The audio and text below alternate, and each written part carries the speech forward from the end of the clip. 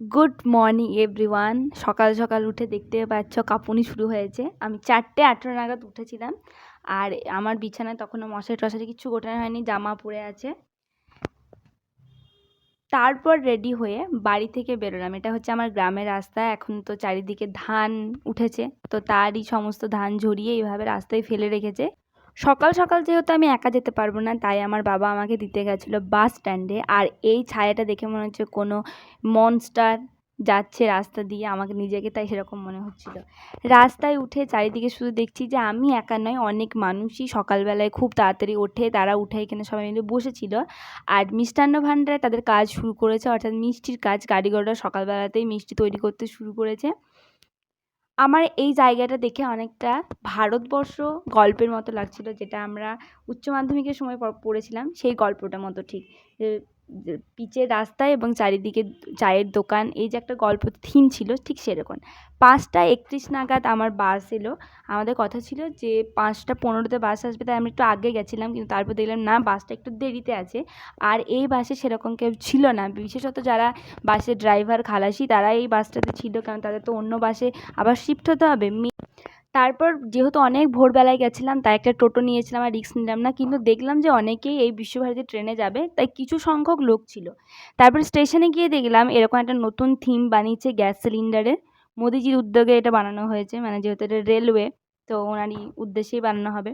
তারপর ভাবলাম চলন্ত সিঁড়ি দিয়ে আমি যাব, কিন্তু গিয়ে দেখছি চলন্ত সিঁড়িটা বন্ধ আছে, হয়তো সকালবেলা, তাই হয়তো এখানে বন্ধ করে রেখেছে, জানি না। যাই হোক, তারপর আমি ওভারব্রিজ দিয়ে উঠেছিলাম এবং তারপর একদম ডাইরেক্ট আমি বর্ধমানে নেমেছি।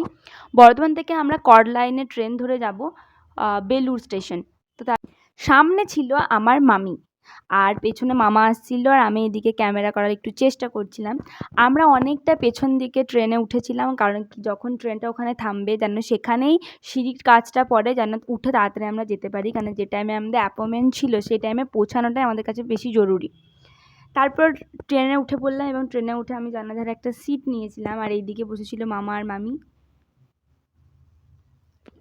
এখানে ট্রেনে কী হয়েছে না হয়েছে সেটা মামা আমাদের সঙ্গে শেয়ার করছিল, কারণ আমরা ট্রেনের লেডিস কম্পার্টমেন্টে ছিলাম, আমার মামা ছিল অন্য কম্পার্টমেন্টে, তাই সেটাই আমাদেরকে বলছিল যে ওই ট্রেনে নাকি কার সাথে ঝামেলা হয়েছে, তো সেই ঘটনাই শোনাচ্ছিল। তারপর ট্রেন চলতে শুরু করে দিয়েছে, আর আমি জানলার ধারে বসে একটা সুন্দর ভাইব নিচ্ছি।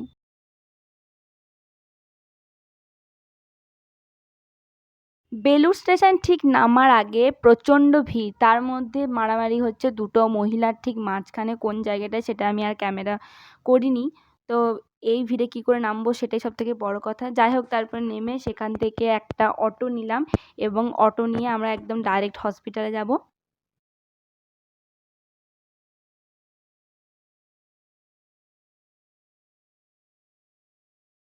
যাই হোক, বেশি কিছু আর ব্লগ করতে পারিনি, যেহেতু হসপিটালে চলে এসেছি। সেখানে কিছু নিয়ম থাকে, হসপিটালে ক্যামেরা অ্যালাউ নেই। আমি জিজ্ঞাসাও করে নিয়েছিলাম যদি বাই চান্স কোনো রকম কিছু হয়, তাই আমি বলেছিলাম, তো ওরা বলেছিল যে না, ক্যামেরা অ্যালাউ নেই। তাও আমি এটা একটু লুকিয়ে করার চেষ্টা করেছি। তারপর সেখান থেকে রাত্রি হয়ে গেছিলো, অনেকক্ষণ সময় লেগে গেছিলো এই এতেই। তো তারপর খাওয়া দাওয়া রাত্রিতে আমি খেয়েছিলাম চাউমিন, একটা হাক্কা নুডলস যেটা চিকেন ছিল, আর তার সাথে নিয়েছিলাম এই লস্যিটা। তো আপাতত ভিডিওটি এই পর্যন্ত। যদি ভালো লাগে like, share, comment and subscribe করতে ভুলো না। আর কোন জায়গাটা সবথেকে বেশি ভালো লাগলো সেটাও অবশ্যই জানিও।